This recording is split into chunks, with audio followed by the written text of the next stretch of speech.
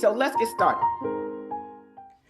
74% of companies cannot show value from AI. The problem is not the technology, it's in the design. This is from Rollout to Redesign. Get ready. Okay, let's get started. I had a lot of fun with this.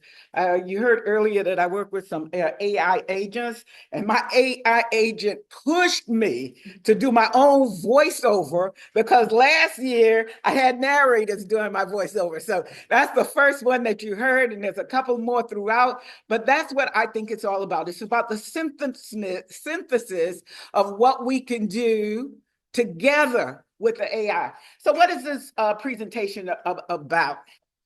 It's about the opportunity cost of using $250 billion in 2024 and not getting the ROI, not getting the value that was expected. And that came out of a BCG study where they reviewed 1,000 C-suite executives in 59 countries. So this is not an issue that's just a U.S. issue or another country issue. It's a global issue. We are not getting the ROI yet. But is money still going into AI? You bet it is. It's not going to stop. The AI genie is not going back in the bottle. So the challenge is, how do we make it more effective? And it's not just the AI itself, the process itself, but it's the data. Another study said, this one came from Gartner, that 60% of the data is being abandoned because it's not ready yet to go into the AI. So what's the number one problem? And it's not what I say the problem is, it's what other analysts around the world and these large consulting firms are identifying as the problem. The problem is a workflow redesign problem. We continue to try and make the things that we were doing before and just get a system to do it, when what we really should be doing is looking at the work itself and redesigning it so that it works with man and machine and not what man was doing by itself. So as we look at some of the work, and this work came out of Wharton, and I talked earlier in our workshop about prompting and prompters. If all we do is manufacture prompters, the millions and millions of prompts that are going in the system, they're not going to produce the exact same thing, but our creativity is getting homogenized. So the challenge is not to just have a prompt and ask the AI a question. The problem is, just like the AI can challenge us, to challenge the AI back. To say, okay, this is what you said you see, but this is my additional perspective. I think Dr. Shane said earlier, the co-creation process is not just you, it's not just the machine, it's the synthesis of the two.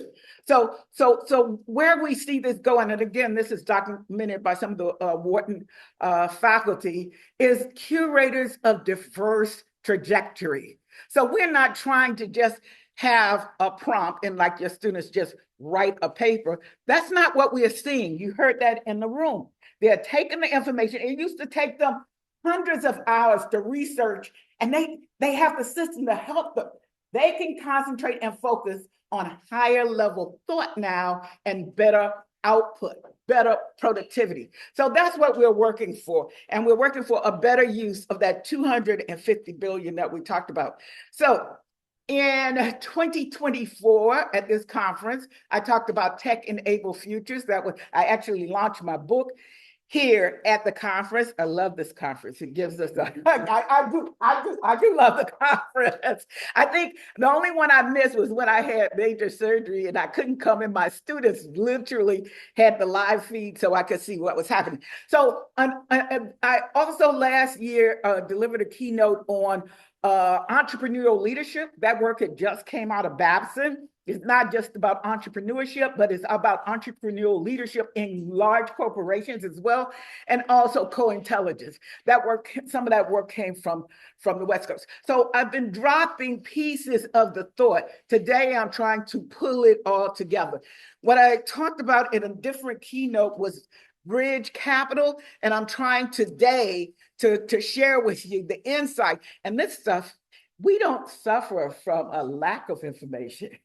We suffer from trying to figure out what the information is telling us. And so that's what I'm trying to do today. And I had a colleague that said, we don't need another framework. And I said, well, we might not need another framework, but we need to ask better questions to get better solutions so that we are not having the problem of $250 billion that could have gone somewhere else. Going into this, I'm not advocating that. I am just advocating that we find a way to make it more effective. So you don't have to call them frameworks, you could call it whatever you want to, but how do we change the trajectory of what's happening now? And I will tell you also, some of my colleagues who work in some of the larger firms where this is working will say, well, we are seeing some of the large corporations do better. Well, they have vastest amount of resources to do better, where as earlier we heard some attention needs to be looked at in the small and medium-sized firms. How are they systemically going to use AI to improve their businesses? Okay, so you heard earlier, we talked a little bit about trust, and we talked about it in a different context. But in the way of the Bridge Capital, I mentioned earlier, and I mentioned several places throughout my work, we now have 5 generations in the workforce. They don't all work alike.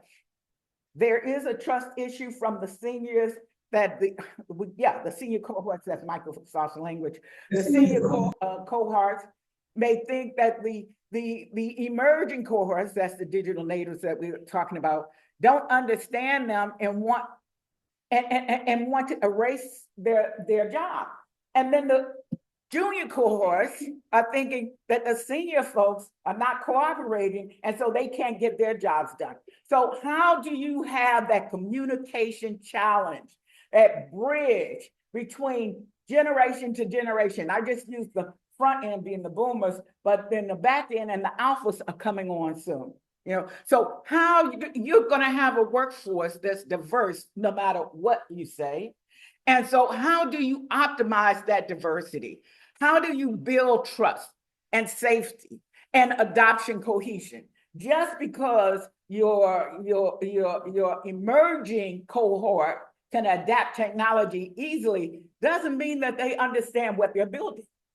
The institutional knowledge in most of these places is with the senior cohorts because they've seen the good, the bad, and the ugly, and they know how to adapt. It's just them communicating that. So within the total organization, they have a situation where the whole workforce, and I haven't gotten to the AI agents yet, the people got to talk first. If you're focusing on the tools first, you're focusing on the wrong problem. It's a workforce issue first. How do you take the workforce you have and build the workforce that you need? That is the challenge that we are facing. And so in Bridge Capital, we talk in practice. There are differences. Who holds the judgment? Typically, it's the senior cohorts who've been around and understand. Who holds fluency? Typically, it's the emerging cohorts who are the digital natives. We saw an example of that today when there was an issue, and Deb's daughter came right in, boom, boom, boom, and then she was out again. Who holds the authority? Who decides how much money is going to be allocated for the workforce and for the systems? Typically, those are different level folks. Okay.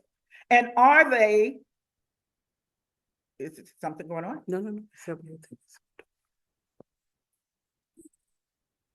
And are they working together? Just because all five of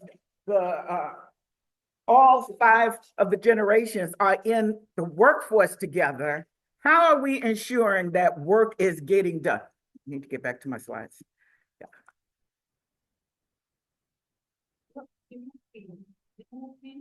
Remove.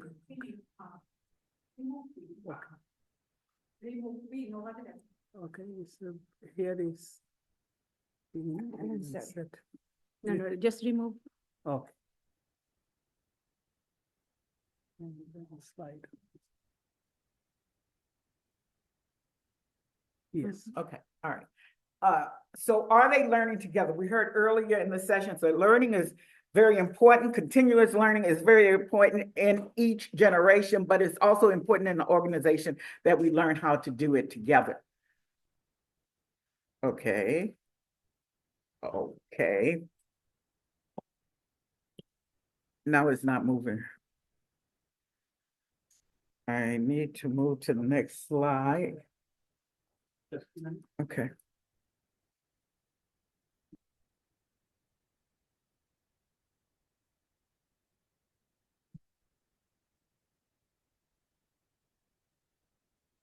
Okay, good. Okay, no, I got it. Okay, is it here or this? If you Yeah, that's it. Okay, Okay, this is. Yeah, we're here where we trust each other, right? That's a big issue. It's a big issue in academic institutions, a big issue in industry corporation. Trust is creates the condition, but trust alone is not the strategy. And I have another little video. Okay. Bridge capital tells us what must exist before AI adoption can move.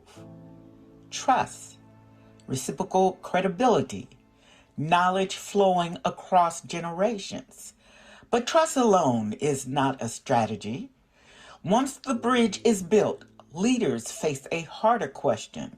What exactly are we redesigning? And that is why we call from rollout to redesign.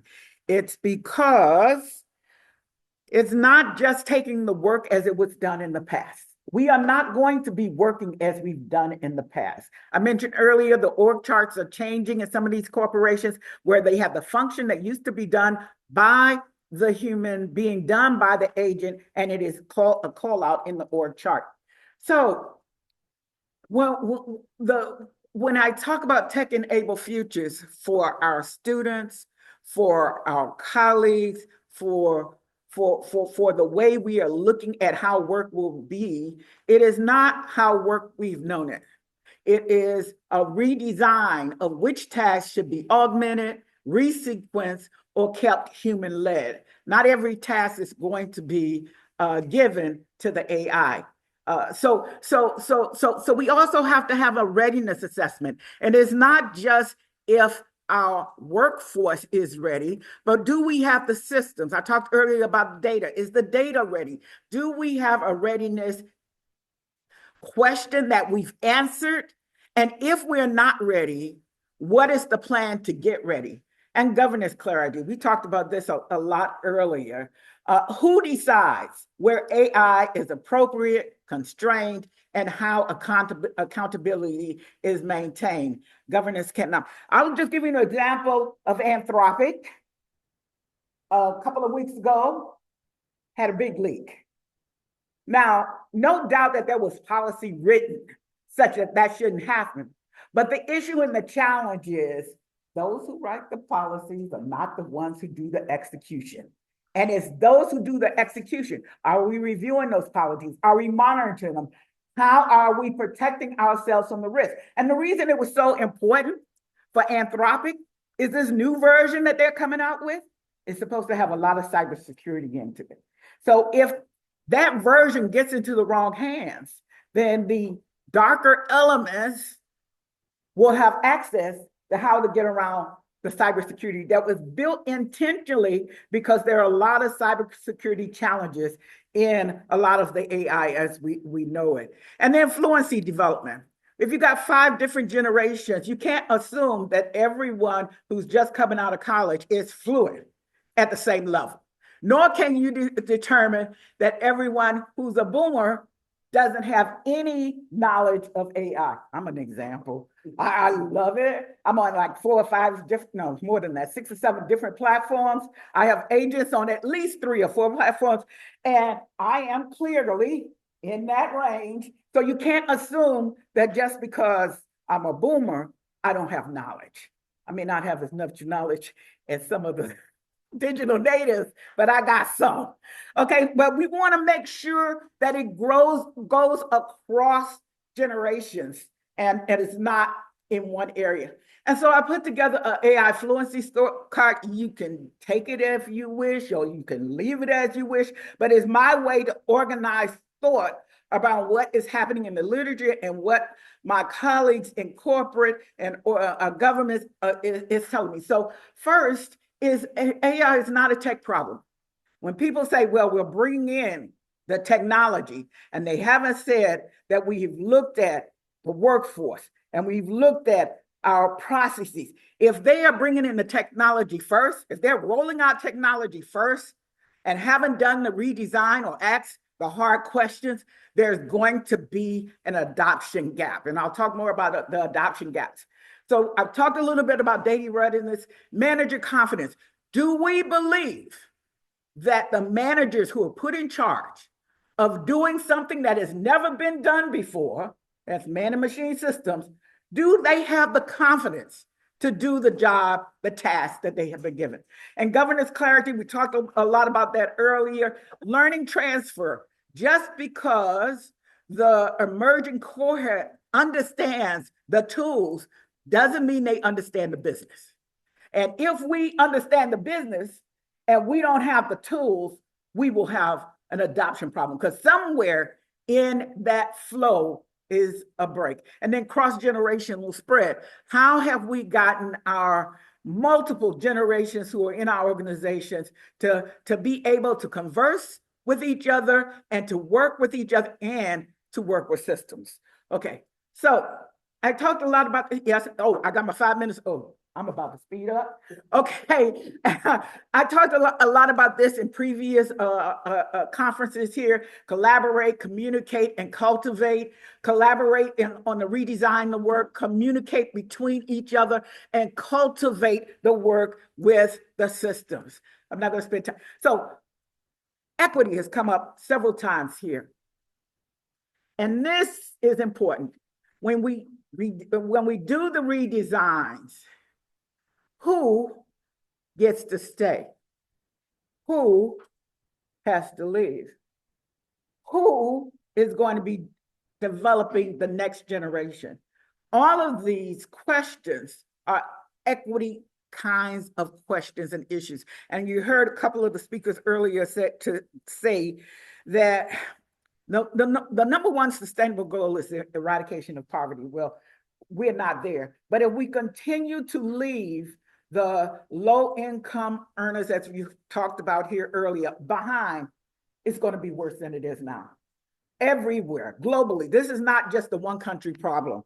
Okay, so let me speed up collaborative intelligence. I talked a little bit about this last year. I talked about the senior cohorts, the way they can contribute, the emerging cohorts, the way they contribute. But what AI brings to the table is scalability and our ability to have both of those groups work on different problems. So we heard earlier here, in the classroom, the students are using the technology for the research and bringing material to their space. But they're not just stopping there. These young people are bright, many of them. Many of them are very bright, and they're doing the analysis at a different level than they were able before, because they don't have to do some of the grunt work that they had to do. Now they could just focus on the synthesis. What does this mean? How does it work? And those are the kinds of level questions and things we want them to be able to do. And we want to be able to enhance that by being their mentors, their guides. So how can we be a guide if we ourselves are not doing it? I'll give you another industry example. And I won't call the name of the firm, but what they found when thousands and thousands of their employees were working with AI, the rank and staff, they got it. 60% of those who were in staff were able to do the adoption. But guess what? How much percent of leadership do you think was able to do the adoption? Just throw out a 1%. 1%. So yes, The folks who have been mandating that you use these systems because they want to see the productivity gains. So if you are on the floor and you're speaking about the AI that you're experiencing and your leadership team can't relate, you have an adoption gap, okay? So I want to talk about the AI governance is a workforce problem. There's a policy practice gap. We talked about with that in Anthropic.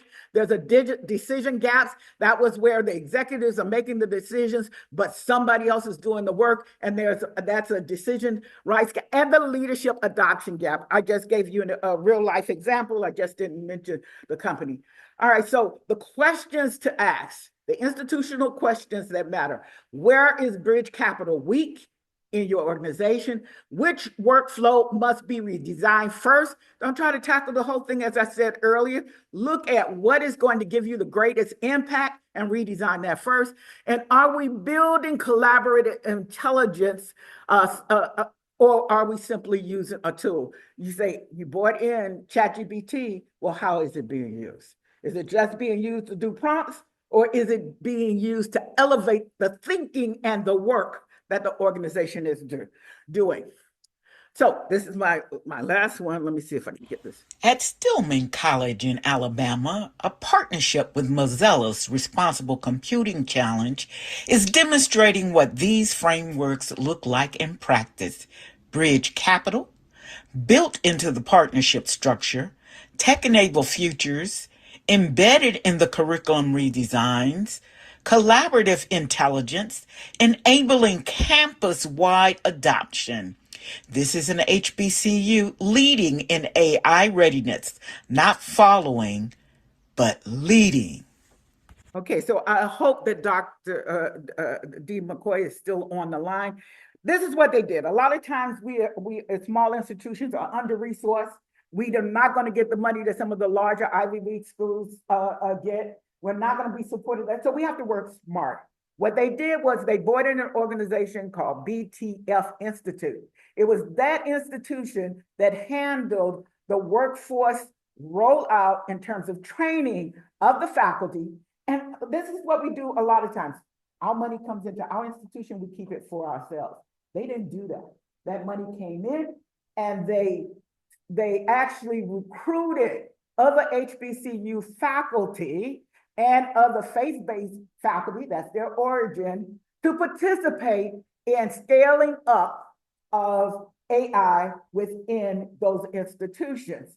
And what happened was, and you say, well, how can that happen? They paid them. They gave them money from the funding to participate. And so therefore, it wasn't just learning happening at one institution, it was scaled up throughout the ecosystem, which is how we get greater than just one institution having it. And so what I present, do I have 1 minute or am I over? I got it. I'm gonna do this in 1 minute. Bridge capital, tech-enabled futures, collaborative intelligence, all three together, and we won't or should not have that $240 billion a year going out the window. We should reinvest it in the communities that we need. So let's bring back some of that money. And I'm done. So